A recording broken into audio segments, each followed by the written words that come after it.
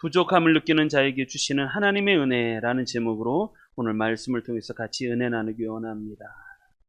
하나님이 주시는 인생 최대의 축복, 그것은 뭐냐면 성령입니다. 왜냐하면 하나님은 처음부터 시작이 그렇습니다. 하나님은 어떤 우리에게 놀라운 일을 시작하실 때 뭐부터 시작하느냐? 성령을 체험하고 성령을 주시는 것부터 시작합니다. 그러니까 예수님이 공생애를 시작하실 때 성령 받고 시작합니다. 세례를 통해서 성령의 임재하심을 경험하고 성령의 인도하심을 따라 광야에 나가서 40일을 금식하시고 마귀의 시험을 다 이기시고 성령으로부터 시작합니다. 교회, 초대교회의 시작도 마가다락방에 성령이 임재하는 것부터 시작했습니다. 왜냐하면 성령님은 우리가 세상을 살아가잖아요. 세상을 살아갈 때 성령님은 우리에게 권능을 주십니다. 권능을 주셔서 그 권능으로 세상을 이기게 하시는 거예요. 그래서 만약에 내가 체험을 하고 내가 어떤 경험이 있고 내가 지식이 있다고 하더라도 성령이 없으면 실패할 수밖에 없습니다. 왜냐하면 우리는 제자들을 통해서 그걸 너무너무 많이 느끼고 있어요. 제자들은 예수님에게 직접 말씀을 들었습니다. 직접 예수님의 음성을 듣고 직접 예수님의 목소리도 듣고 말씀도 듣고 기적도 보았습니다. 예수님이 십자가에 달리신 것도 보았습니다. 예수님이 부활하신 것도 경험을 했습니다. 그러나 그걸로 안 되는 겁니다. 왜냐하면 성령이 임하셔요. 우리의 힘으로 안 되기 때문에 그렇습니다. 우리가 이 세상을 살아갈 때 이 세상을 무엇으로 이깁니까? 내 힘으로요? 내 마음으로요? 아니요, 못 이깁니다. 왜냐하면 성령의 역사가 있어야 십자가 은혜가 내 안에 들어오고 성령의 은혜가 있어야 부활의 능력이 우리 안에 찾아오기 때문에 그렇습니다. 우리는 이 세상을 살아갈 때 우리는 너무 약합니다. 인간은 강하지 않습니다. 내가 지금 은혜가 충만한 것 같아도 시간이 조금만 지나가 보십시오. 금세 상합니다. 내가 지금 열정이 있고 불같이 뜨거워도 시간이 조금만 더 지나가 보십시오. 다 꺼집니다. 그런데 그 은혜를 공급하고 힘을 주시는 분이 누구냐면 성령님이십니다. 그 성령의 은혜가 있어야 우리가 이기는 것이죠.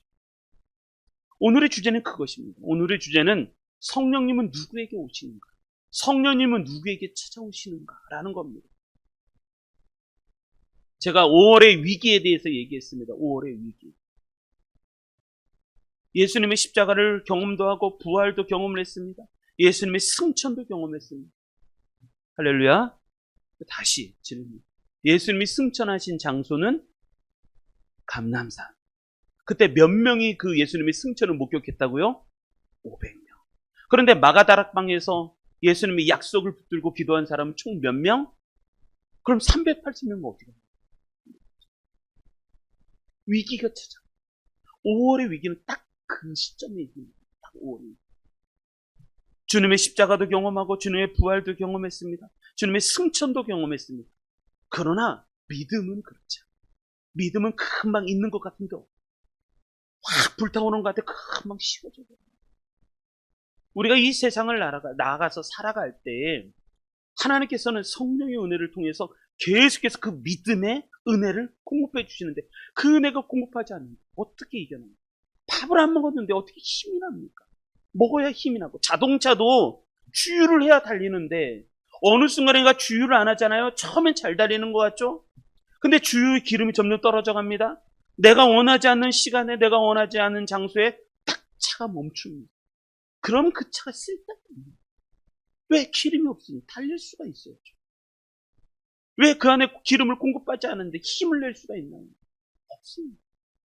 차가 멋집니다. 차 집안에 딱 세워놓고 이 차가 얼마나 좋은 차인지.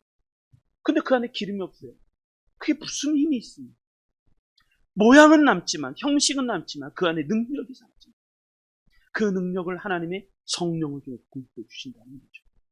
그래서 예수님의 사도행전에 이렇게 얘기합니다. 사도행전 1장 4절 5절 사도들과 함께 모이사 그들에게 분부하여 이르시되 예루살렘을 떠나지 말고 내게서 들은 바 아버지께서 약속하신 것을 기다리라. 요한은 물로 세례를 베풀었으나 너희는 몇 날이 못되어 성령으로 세례를 받으리라 하셨느니라. 그리고 오직 성령이 너희에게 임하시면 너희가 권능을 받으리라. 성령을 통해서, 그러니까 예수님은요 성령님을 통해서 우리와 함께 계시고 예수님은 성령님을 통해서 우리에게 능력을 주시고 예수님은 성령님을 통해서 우리에게 힘을 주시는 분이시라. 그러니까 성령이 없이는 우리가 아무것도 할 수 없습니다. 제가 늘 얘기하잖아요. 기도의 2분의 1은 성령 받도록 기도해요. 성령이 없으면 아무것도 안 돼요. 어느 날 무기력함을 느끼는 거예요. 인간이 갑자기, 난 분명히 어제도 은혜를 받았고 그제도 은혜를 받았는데 어느 날 갑자기 내가 기도를 하는데 기도에 힘이 나지 않는 거예요. 왜 그럴까요? 열정, 옛날에 그렇게 불같이 뜨거웠었는데, 열정 뜨거웠었는데 왜? 환경이 바뀌어서가 아니라니까요. 야, 내가 그때 그 분위기, 그 교회, 그때 가면 내가 잘해. 천만에 그 얘기가 아니라는 거예요. 그렇게 해서 힘이 나는 게 아니라는 거예요. 내가 어떤 사람들과 같이 있으면 내가 힘이 나고, 그건 사람의 힘이죠. 그런데 그것도 조금만 더 지나가 보십시오. 다 꺼져버립니다. 어느 날 갑자기 내 안에 찾아오는 무기력감, 힘이 느껴지죠. 어느 날 내 마음이 텅 빈 것 같은 공허함, 갑자기 그게 다 찾아와요. 두려움 밖에, 핍박 앞에서 무능력. 갑자기 어느 날 세상을 예전에 싸워 이겼는데 갑자기 세상하고 싸우기가 싫은 거예요. 겁이 나는 거예요. 왜 그렇게 될까? 성령이 있는 거죠. 내 안에 성령이 없어서 벌어지는 거죠. 요한복음은 저술 시대가 언제, 지금 요한복음 말씀을 보고 있는데 요한복음은 언제 기술을 저술을 했냐? AD 70년. AD 70년경에 요한복음이 기술되었습니다. 요한복음이 기술될 때, 저술될 때 큰 나라의 어려움이 있었어요. 왜냐하면 이스라엘 나라가 망했어요. AD 70년에 저 로마의 디도 장군이 와서 돌 위에 돌 하나도 남기지 않고 이스라엘 예루살렘을 싹 멸망시켜버렸습니다. 그리고 나서 2000년을 이스라엘 백성들이 나라 없이 또 돌아다닙니다. 그럴 뿐만 아니라 성도들은 핍박을 받았습니다. 로마에 가면 로마로부터 핍박, 유대인에 가면 유대인으로부터 핍박이 너무너무 많았습니다. 예전에 십자가 복음, 그것을 너무너무 체험해서 은혜도 받았는데, 부활의 축복, 그것도 내가 경험했는데 어느 날 차갑게 믿음이 식어져 버렸습니다. 그럴 때 요한복음이 요한복음이 그때 기록됐습니다. 그래서 요한복음을 기록할 때 기록 이유를 이렇게 설명하는 거예요. 오직 이것을 기록함은, 이 요한복음을 기록하는 목적에 대해 설명하는데, 오직 이것을 기록하면 너희로 예수께서 하나님의 아들 그리스도이심을 믿게 하려. 그러니까 요한복음을 기록하는 이유는 믿음을 주기 위해서. 이것을 기록하는 이유는 너희로 예수께서 하나님의 아들 그리스도이심을 믿게 하려 하며, 그리고 두 번째가 더 중요합니다. 또 너희로 먹고 그 이름을 힘입어 생명을 얻게 하려 합니다. 라고 말하죠. 생명을 얻는 거예요. 생명력이에요. 생명력. 내 안에 꿈틀거리는 생명. 그 생명의 힘을 불어넣기 위해서 요한복음을 기술했다고. 그래서 초신자가, 내가 만약에 믿음이 식었거나 냉담해지고 내 마음이 차가워지면 가장 먼저 읽어야 될 성경이 무엇이냐? 요한복음 보시면. 요한복음 보시면 그 안에 성령의 말씀, 생명의 말씀이 있어요. 그래서 그 말씀을, 요한복음을 읽으면 은혜가 내 안에 다시 살아요. 성령의 은혜를 체험하시기 바랍니다. 그러면 문제는 그거예요. 성령이 내 안에 오신다. 그럼 성령은 도대체 무슨 일을 하시는가? 첫 번째. 자, 우리 1절부터 3절 같이 보겠습니다. 요한복음 3장 1절로 3절. 성령이 오실 때 가장 먼저 하시는 일이 무엇인가? 1절부터 3절 읽어보겠습니다. 시작. 그런데 바리새인 중에 니고데모라 하는 사람이 있으니 유대인의 지도자라. 그가 밤에 예수께 와서 이르되 라삐여, 우리가 당신은 하나님께로부터 오신 선생인 줄 아나이다. 하나님이 함께 하시지 아니하시면 당신이 행하시는 이 표적을 아무도 할 수 없음이니이다. 예수께서 대답하여 이르시되 진실로 진실로 내게 이르노니 사람이 거듭나지 아니하면 하나님 나라를 볼 수 없느니라. 아멘. 첫째, 성령이 내 안에 오실 때 하나님께서 하시는 가장 첫 번째 일, 그건 뭐냐면 내 안에 부족함을 느끼게 하시는, 내 안에 부족함을 느끼게 하시는, 그것부터 시작합니다. 이게 가장 중요해요. 어느 날 내 안에 텅 빈 것 같고, 내 안에 무기력이 찾아오는 것 같고, 내 안에 내가 너무나 부족한 것 같아요. 뭔가 결핍된 것 같아요. 그때가 하나님이 우리에게 은혜 주시는 때라는 걸 잊지 마시길 바랍니다. 이게 중요해요. 자, 우리 말씀을 다시 이렇게 보면 이렇습니다. 1절. 그런데 바리새인 중에 니고데모라는 사람이 있으니 이 니고데모가 누군가라는 거예요. 니고데모는요, 육적으로는 대단한 사람이었습니다. 이름이 니고데모예요. 니고데모. 이 니고데모라는 말은 두 단어가 합쳐진 단어인데, 이 니고, 이게 니케라는 말이에요. 니케. 이게 승리라는 말이에요. 승리. 그리고 데모라는 단어는 데모스라는 말이에요. 데모스, 백성이라는 뜻이에요. 승리한 백성이라는 뜻이에요. 그러니까 육적으로 보면 참 승리한 백성이었어요. 니고데모. 왜냐하면 니고데모는 종교적으로 1절, 그런데 바리새인이었어요. 종교적으로는 바리새인. 바리새인은 누군가? 경건을 추구하는 사람이었어요. 기도도 끊임없이 하고 말씀도 늘 보고 금식을 하고 늘 경건을 추구하는 사람이 바리새인이었어요. 바리새인이었어요. 신분으로는 그 다음에 설명하죠. 그런데 바리새인 중에 니고데모라는 사람이 있으니 유대인의 지도자라. 신분으로는 지도자예요. 사내들인 의원, 지금으로 보통 국회의원. 유대인 중에서도 지도자 정도 되는 신분이 지도자. 유대 사회에서는 엘리트입니다. 그런데 이 사람은 10절 이렇게 설명하죠. 이스라엘의 선생이었다. 스승이라는 거, 랍비라는 말, 랍비, 스승이라는 거죠. 유대인들을 실제 이끌고 가는 지도자 그룹. 그게 랍비 그룹입니다. 랍비. 그런데 이 사람은 어떤 사람인가? 10절에 이르기 예수님이 설명하십니다. 그에게 대답하여 이르되 너는 이스라엘 선생인데, 근데 그 선생인데도 불구하고 너는 이러한 것들을 알지 못한다. 라고 말씀하십니다.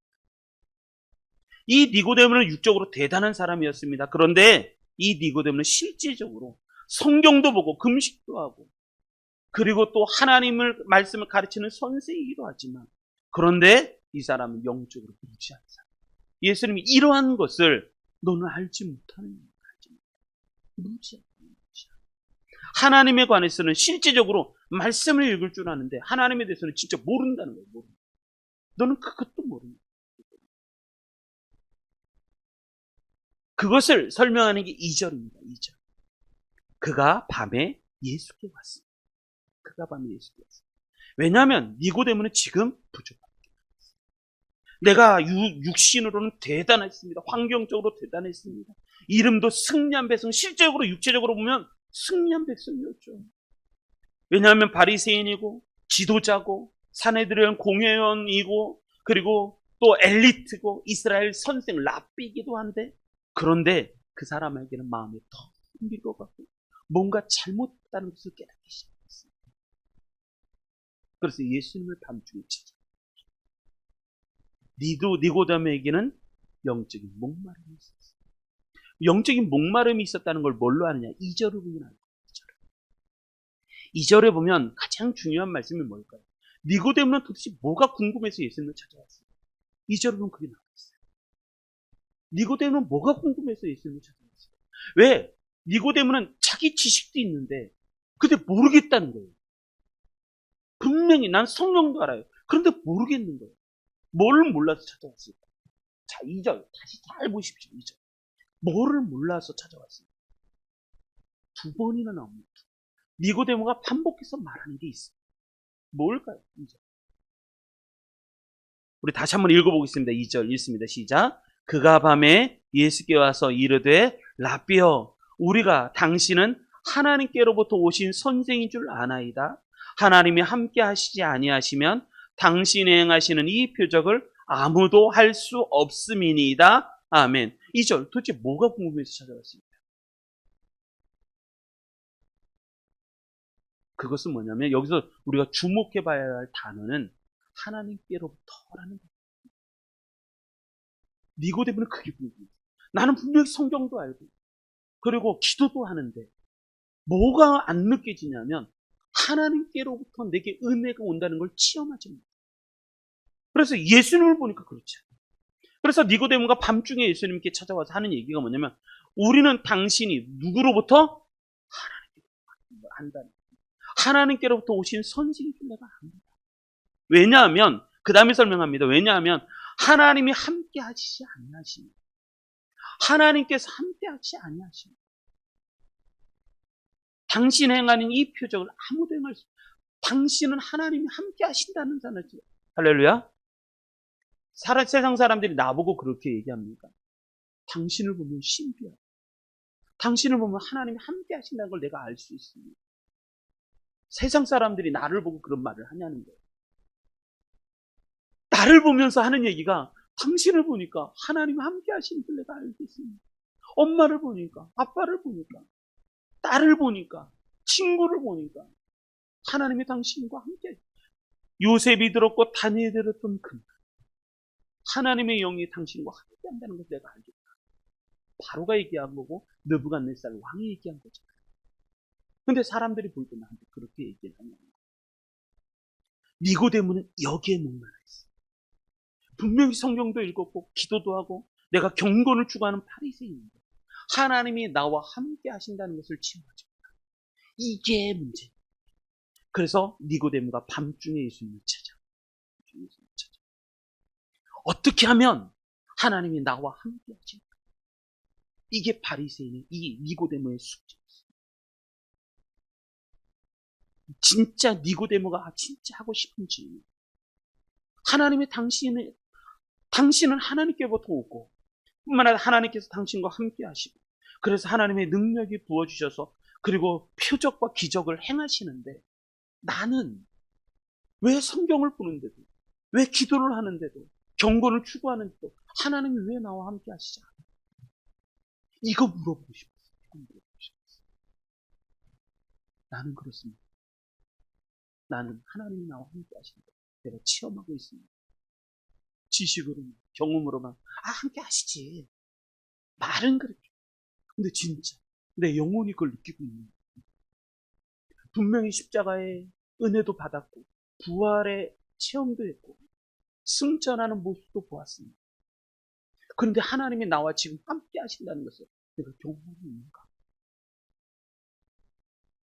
여러분, 이것이 니고데모가 하고 싶은 질문이었어요. 여러분, 이게 축복. 내가 어느 날 갑자기 나에게 목마름이 찾아. 그때의 은혜 받으시기 바랍니다. 그때가 은혜의 체험의 시간. 그때가 은혜의 체험의 시간. 목마름도 없어요. 나는 아무것도 문제가 안 되잖아요. 여러분, 그러면 망하는 겁니다. 그러면 망하는 거예요.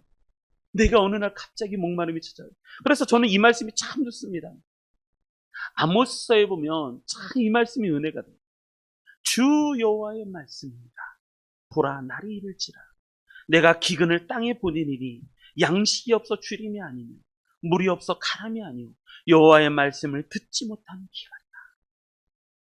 하나님이 이 땅에 재앙을 보내시는데 기근을 보내시는데 이 땅에 기근이라는 게 뭐냐면 양식이 없어 주림이 아니라는 거예요.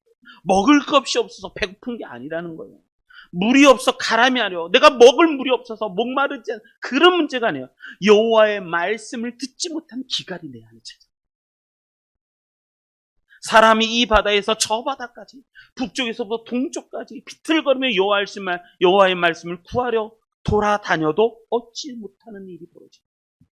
그날에 아름다운 처녀와 젊은 남자가 다 그 목마름으로 인하여 다 쓰러지고. 여러분, 하나님의 성령이 내게 임하실 때 가장 먼저 하시는 게 뭐냐면 기갈입니다. 목마름을 주십니다. 내 안에 타는 듯한 목마름을 찾았어요. 하나님이 너무너무 보고 싶어요. 다 갖고 있어도 이 한 가지가 부족합니다. 이 부족한 것을 안다는 게 축복입니다. 라오디게아 교회는 이렇게 얘기합니다. 요한계시록 3장 17절에 보면 이렇게 얘기합니다. 내가 말하기를 스스로 이렇게 얘기합니다. 나는 부자라 부유하여 부족한 것이 없다. 이러면 망하는 거예요. 망하는 거예요. 나는 부자라 부유하여 부족한 것이 없다. 그런데 예수님 보시니까 뭐냐면 네 곤고한 것과 가련한 것과 가난한 것과 눈먼 것과 벌거벗은 것을 네가 알지 못하느냐. 나는 부족한 것이 없다고 얘기하는데 예수님이 보시니 이런 것이 보이는 너는 곤고하고 가련하고 가난하고 눈멀고 벌거벗었다는 거예요. 그런데 그런 것을 네가 알지 못한다.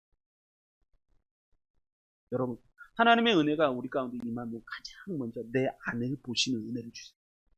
내 안을 보시듯이. 내 눈에 있는 들보를 깨닫게 하시죠. 다른 사람 눈에 있는 티가 아닌 거예요. 내 눈에 있는 들보를 깨닫게 하시고 내 안에 문제가 있다. 그것을 발견하게 하시는 것이 은혜의 시작입니다. 은혜의 시작. 은혜의 시작. 그래서 마태복음에 보면 이렇게 얘기하시죠.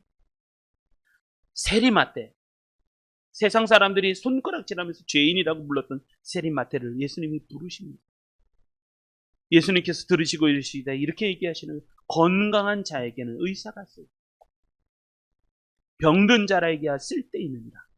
너희는 가서 내가 긍휼을 원하고 제사를 원하지 아니하노라 하신 뜻이 무엇인지 배우라. 나는 의인을 부르러 온 것이 아니요 죄인을 부르러 왔노라. 네가 만약에 건강하다고 하면 넌 쓸데없다는 거예요. 내가 쓸데없다. 예수님 저는 너무너무 약합니다. 그럼 내가 쓸데있다. 나는 의인을 부르러 온 것이 아니라 죄인을. 예수님 전 죄인입니다. 저를 용서해 주시고. 그러면 내가 쓸데있다. 나는 부족함을 느끼고 있습니다. 괜찮습니까? 은혜 안 받아도 괜찮아요? 성령의 역사 안 하셔도 괜찮아요? 그러면 나아요. 그럼 부족함을 느끼면 어떻게 될 것인가? 예수님께 가시면 됩니다. 자, 1절. 그런데 바리새인 중에 니고데모라는 사람이 있으니 유대인의 지도자라. 그가 밤에 예수께 와서 이르되.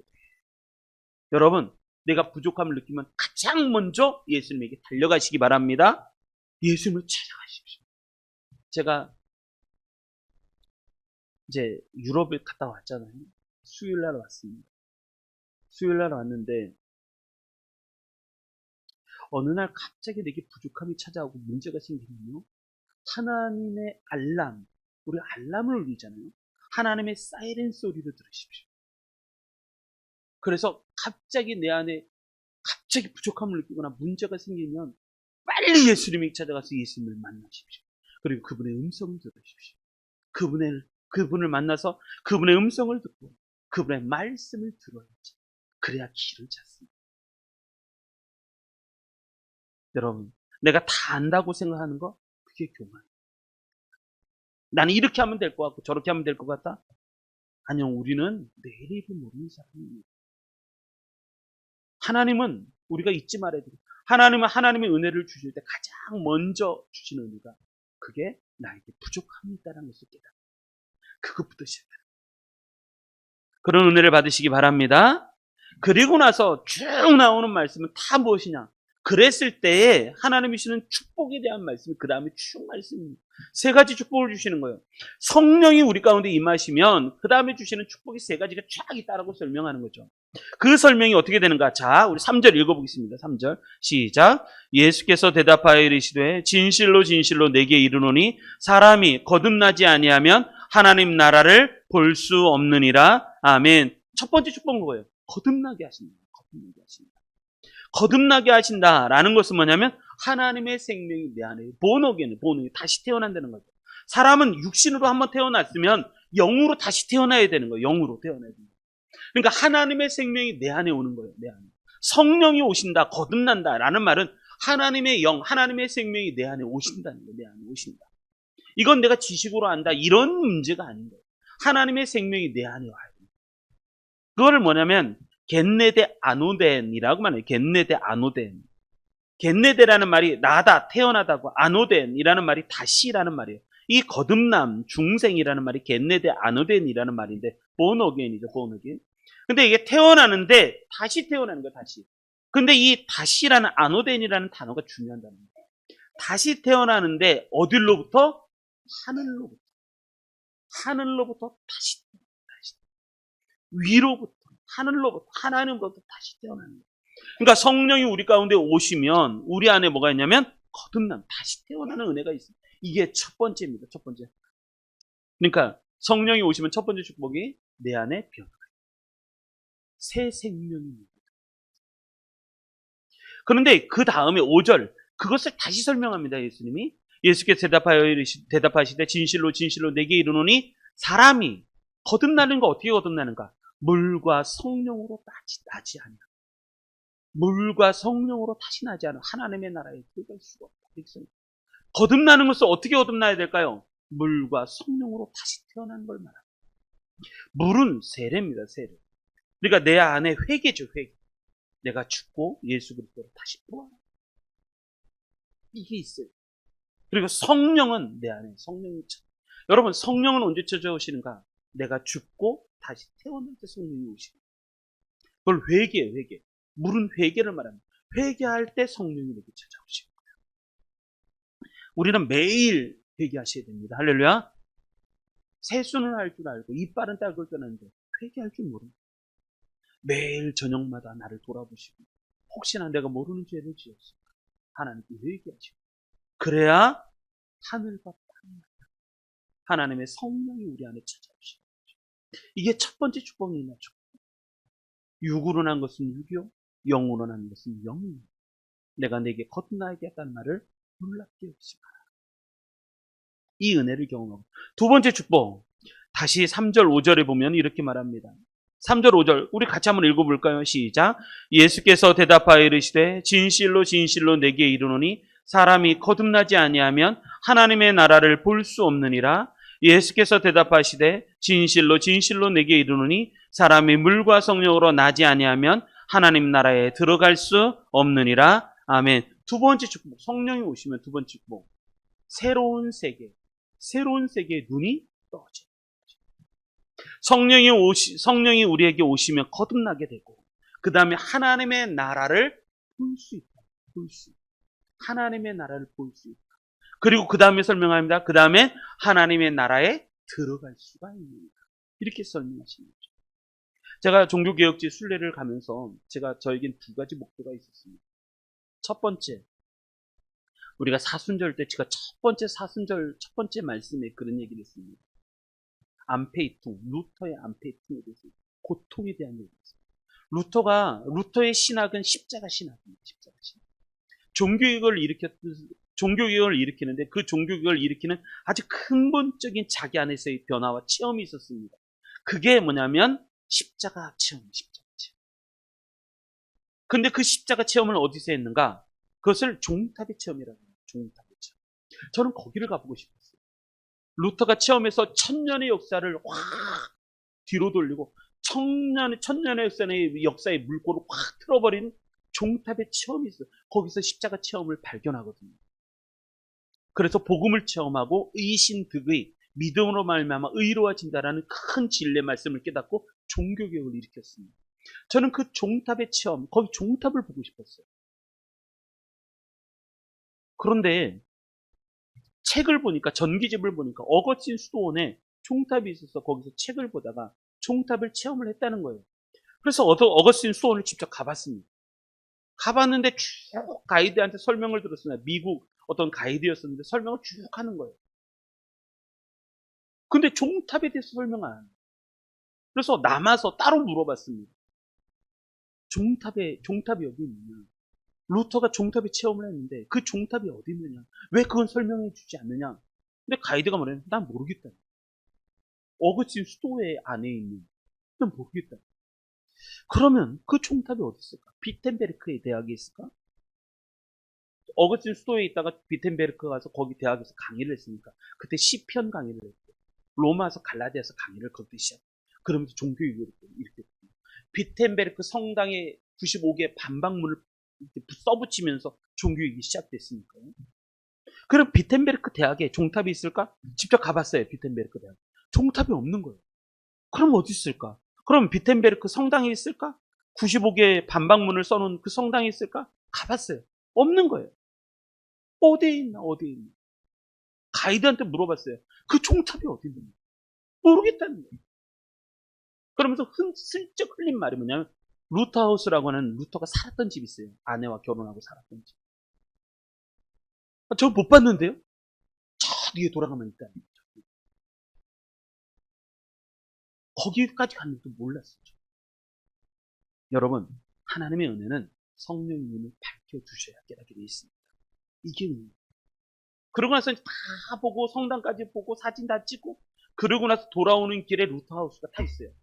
비텐베르크에 들어가면 첫 번째 딱 들어가면 초입에 루트하우스가 있어요. 루트의 집, 생가가 있어요. 살았던 집, 결혼한 거 살았던 집 딱 있는데, 난 분명히 여기에 30분 동안, 30분이에요. 1시간 동안 거기 앞에 벤치에도 앉아 있었고, 거기서 사진도 다 찍었는데, 나 못 봤거든요, 저도. 그래서 돌아가면 있다는 거, 하이드가. 그래, 루트하우스를 다시 들어갔어요. 루트하우스를 다시 딱 그때 4명, 다른 사람 다 차에 타고 딱 4명 남았는데, 그 4명은 평생 그거 잊지 못할 겁니다. 왜냐면 제가 거기에 목적이 있어요. 루트하우스의 문을 탁 열고 탁 들어가는데, 문을 열고 딱 들어갔는데, 그 정문, 그 앞에, 마당을 지난 그 앞에 집이 있었는데, 그 집 앞에 탁 한가운데 뭐가 종탑이 딱 있는 거예요. 우와, 정말 신기했어요. 분명히 내가 그 앞에서 30분 동안 앉아서 쉬기도 했고, 사진도 찍고, 그 루터의 아내가 큰 어떤, 거기 동상도 있어서, 거기 사진도 찍고 그랬는데, 그 종탑이 안 보였어요. 근데 마지막으로 한 번 더 들어가서 확인해보자. 딱 문을 뜨고, 그 문을 열고 딱 들어가니까, 종탑이 그 앞에 탁 서 있는 거예요. 그게 안 보이는 거예요. 여러분, 성령이 우리에게 주시는 두 번째 의미, 그거는 내 눈을 열어주십니다. 열어주셔서 보이게 하십니다. 그래서 그 말씀 하시잖아요. 누가복음 11장에 보면 내 몸의 등불은 눈. 내 눈이 성하면 온몸이 밝을 것이요. 만일 나쁘면 내 몸은 어두우리라. 그런데 35절이 중요합니다. 그러므로 내 속에 있는 빛이 어둡지 아니한가. 여러분, 내 몸의 등불은 눈인데, 눈은 보는 거잖아요. 눈이 밝아야지 보이잖아요. 그런데 그 눈이 밝아지려면 어떻게 되는가? 내 속에 있는 빛이 어둡지 않아야, 그래야 내 눈이 밝아집니다. 그래서 내 속에 있는 빛이 어둡지 아니한가 보라. 내 온몸이 밝아 조금도 어두운 데가 없으면 등불의 빛이 너를 비출 때와 같이 온전히 밝으리라 하십니다.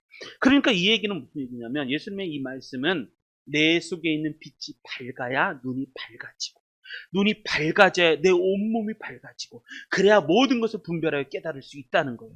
성령이 우리에게 오시면 첫 번째 하시는 게 뭐냐면 내 속에서 빛을 밝히십니다. 이걸 내적 조명, 신학적인 용어로 성령의 내적 조명이래. 내 안에 불을 켜십니다. 그러면 보이는 거예요. 성령이 내 안에 확 들어오셔서 내 안에 불을 밝히십니다. 확 켜시면 눈이 밝아져서 보이기 시작합니다. 이 은혜가 있으시기 바랍니다. 성경을 읽어도 성령의 은혜가 내 안에 밝혀지지 않으면 읽어도 무슨 말인지 분명히 있는데 무슨 말인지 못 알아듣는다. 종교개혁에 있어서 가장 유명한 단어가 이 단어입니다. 라틴어인데 포스트 테네브라스 룩스라는 단어입니다. 제네바에서 칼빈이 종교개혁을 일으킬 때 가장 첫 번째 했던 말이고, 이것이 종교개혁의 모토 같은 말이었어요. 종교개혁 기념비에 가면 큰 글자로 이 글씨가 써있는 거예요. 포스트 테네브라스 룩스라는 단어입니다. 이 단어의 뜻은 이렇습니다. 어두움 후에 빛이 온다는 것이. 어두움 후에 빛이 온다. 내 속에 어둠이 있잖아요. 그러면 반드시 성령을 통해서 우리 안에 빛을 주십니다. 그래서 종교개혁은요, 빛이에요. 빛. 천년의 어둠 후에 빛이 우리 가운데 찾아와요. 근데 그 빛은 말씀을 통해서. 이런 말씀입니다. 여러분, 성령 받으시기 바랍니다. 눈이 밝아집니다. 그래서 하나님의 나라를 볼 수 있고 하나님의 나라에 들어갈 수 있게 하신다. 이것이 성령의 은혜입니다. 할렐루야. 자, 그리고 세 번째, 마지막 6절부터 8절 읽어보겠습니다. 시작. 육으로 나는 것은 육이요 영으로 나는 것은 영이니 내가 내게 거듭나야 하겠다 하는 말을 놀랍게 여기지 말라. 바람이 임의로 불매 내가 그 소리는 들어도 어디서 와서 어디로 가는지 알지 못하나니 성령으로 난 사람도 다 그러하니라. 아멘. 세 번째, 성령의 은혜가 우리 가운데 임하시면 성령이 하시는 일을 깨닫게 됐어요. 성령이 하시는 일을 깨닫게 됐어요. 고린도전서 2장에 보면 이런 말씀이 있어요. 2장 9절로 10절 보면 이렇게 얘기합니다. 기록된 바 하나님이 자기를 사랑하는 자들을 위하여 예비하신 모든 것은 눈으로 보지 못하고 귀로 듣지 못하고, 이건 사람의 눈으로, 육신의 눈으로, 귀로 깨닫는 게 아니에요. 눈으로 보지도 못하고 귀로 듣지 못하고 사람의 마음으로 생각하지도 못하였다 함과 같으니라. 오직 하나님이 성령으로 이것을 우리에게 보이셨어요. 성령으로 보이십니다. 할렐루야. 이 영적인 비밀을 깨달은 사람이 누구냐면 사도 바울. 사도 바울은 영적으로 심히 사모하는 게 하나 있었어요. 그것은 뭐냐면 성령의 임재하심과 인도하심이었어요. 제가 늘 그 얘기합니다. 사도 바울의 결심문, 사도 바울의 평생 나는 이렇게 살기로 결심했다라는 결심문이 성경 몇 장 몇 절이라고 했죠? 고린도 전서 2장 2절. 그게 이 말씀입니다. 고린도서 2장 2절. 한번 읽어볼까요? 이게 사도 바울의 평생 결심문. 나는 이렇게 평생 살아가겠다 했던 결심문. 읽어보겠습니다. 2절 시작. 내가 너희 중에서 예수 그리스도와 그가 십자가에 못 박힌 것 외에는 아무것도 알지 아니하기로 작정하였음이라. 아멘. 사도 바울이 결심했어요. 내 작정을 하나 했어요. 왜냐하면 예수 그리스도와 그가 십자가에 못 박힌 것 외에는 아무것도 알지 아니하기로 작정해요. 이게 사도 바울의 십자가 신앙입니다. 사도 바울의 십자가 신앙. 그런데 이것을 유지하는 비결을 사도 바울이 알아요. 그게 3절부터 말씀입니다. 내가 너희 가운데 거할 때 약하고 두려워하며 심히 떨어. 내가 이렇게 결심한다고 하더라도 삶으로 딱 다가가면 약하고 두렵고 떨리는 거. 그런데 사도 바울은 4절 5절이 은혜입니다. 4절 5절. 내 말과 내 전도함이 설득력 있는 지혜의 말로 하지 아니하고. 사도 바울은 늘 이걸로 있었어요. 다만 성령이 나타나신 거야. 사도 바울은 늘 내가 작정을 했지만 근데 내 힘으로 살아갈 수 없으니 사도 바울은 늘 어디 가서 무엇을 하든지 모든 것은 성령의 나타나심. 내가 삶의 자리에서 성령의 나타나심, 성령의 능력, 그것을 의지해요. 우리는 늘 그래요. 성령의 나타나심과 성령의 능력이 있어요. 그래서 5절, 너희 믿음이 사람의 지혜에 있지 않아요. 우리의 믿음은요, 사람의 지혜에 있지 않아요. 다만 하나님의 능력에 있게 하려 하여. 우리의 믿음은요, 우리의 지혜에 있는 게 아니라 하나님의 능력이 있다는 것을 알게 하려 합니다. 이렇게 얘기해요. 믿음은요, 나로부터 말미암는 게 아니라 하나님으로부터 말미암는. 이게 사도 바울의 이 영적인 사모함입니다. 사도 바울은 성령의 능력, 이 다만이라는 말이 오직이라는 거예요. 오직. 성령의 나타나심과 능력을 이지. 이게 사도 바울의 사모함이었습니다. 그래서 예수님이 그렇게 말씀하시는 거죠. 사도와 함께 모이사 그들에게 분바하여 이르시되 예루살렘을 떠나지 말고 내게서 들은 바 아버지께서 약속하신 것을 기다리라. 요한은 물로 세례를 베풀었으나 너희는 몇 날이 못되어 성령으로 세례를 받으리라. 그러니까 기다려. 성령을 받으라. 자, 결론이 그렇습니다. 결론. 하나님이 우리에게 주시는 인생 최대의 축복, 그것은 뭐냐면 성령. 우리는 성령을 받을 때 놀라운 체험을 하고 놀라운 일을 감당할 수 있습니다. 없으면 감당할 수 없어요. 열정, 불, 조금만 시간 지나면 다 꺼집니다. 맹맹해집니다. 그것은 환경이 바뀌어서 아니요. 성령이 내 안에서 꺼지고 있는 거죠. 그래서 다시 살려야 되는 거죠. 근데 성령은 누구에게 오시는가? 분명합니다. 부족함을 느끼는 자. 그래서 성령이 주시는 축복, 우리 세 가지를 말씀을 드렸죠. 거듭나게 하시고 변화를 이루시고 내 안에 눈을 뜨게 하시고 하나님의 일을 하시는 일들을 하시는 일이 벌어져요. 자, 내 부족함을 느끼는 것이 영적 축복의 시작입니다. 할렐루야. 이 은혜를 갖고 승리하시기 바랍니다. 자, 5월입니다. 5월의 주제, 성령의 임재를 경험하시기 바랍니다. 그래서 5월달은 새로운 각오가 있습니다. 그래서 나 성령 받고 싶다. 성령 은혜가 있어요. 그래서 이 은혜를 이 5월달에 받으시고 6월달을 넘어서서 성령의 은혜가 충만하여 승리하시는 우리 성도님들 다 되시기를 주님의 이름으로 축원합니다.